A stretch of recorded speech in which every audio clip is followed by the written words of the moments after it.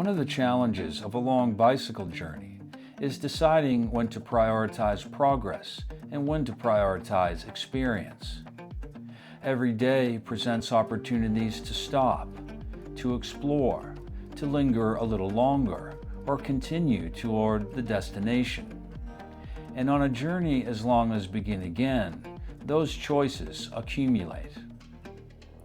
During my stay in Outjo, I found myself facing one of those decisions. I could turn south and continue toward Cape Town, moving the journey closer to its conclusion.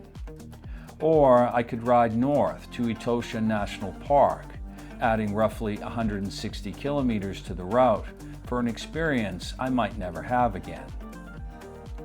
By then, I was roughly 280 days into begin again. I had already crossed Europe and most of Africa. The easier choice would have been to continue south. There was, after all, still much to see in Namibia along the roads I already intended to follow. But Etosha felt like a special opportunity. If I skipped it, I could miss many of the large animals that had in part drawn me to Africa in the first place. So after considerable thought over many days, I made my decision. I would go north. The ride to Etosha spanned about 80 kilometers from Outjo to the park boundary.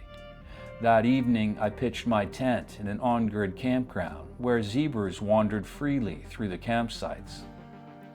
The following morning, I joined a safari into the park itself.